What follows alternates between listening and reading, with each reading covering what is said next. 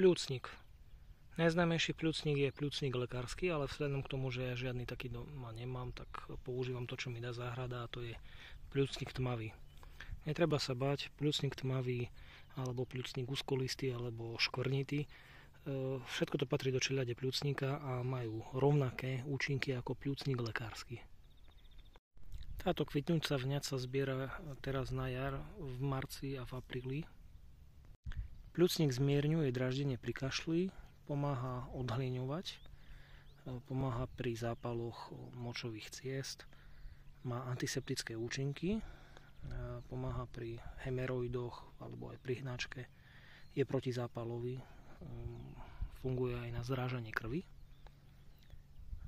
Zvykol sa používať, alebo teda používa sa na liečbu lymfatických úzlín, je aj diuretikum a teda pomáha vylučovanie tekutín z tela.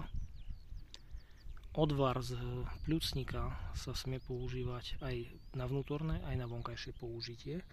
Pri vonkajšom použití to funguje na hojenie rán a rôznych kožných vredov pri liečbe dermatitídy alebo pri spálenej koži.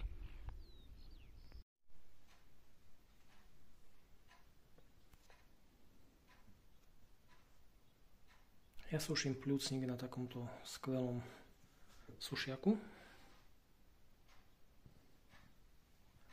Ideálne je si ten pľúcnik nastrihať už aj na také menšie kúsky, aby lepšie schlo a lepšie sa to potom dávalo do nejakej fľašky na uskladnenie. Takto by ste pľúcnik mohli nechať vyluhovať v zovretej vode nejakú polhodinku a potom to preliať do kúpeľa a kľudne sa v tom okúpať. Je to dobré pri dermatitíde.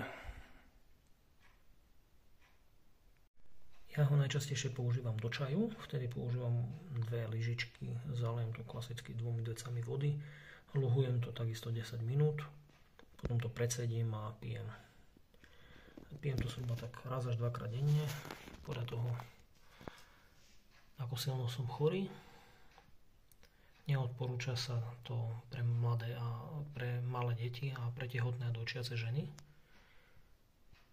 Môžete si tiež urobiť pľúcnikový olej. Takisto takto pľúcnik nasekáte, dáte do fľašky, zalejete olejom, pretrepete.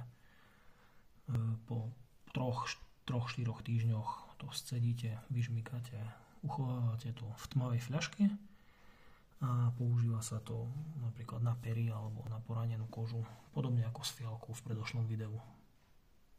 Dúfam, že vás video zaujalo, budem vám vďačný za odber a za like a dovidenia pri ďalšom videu.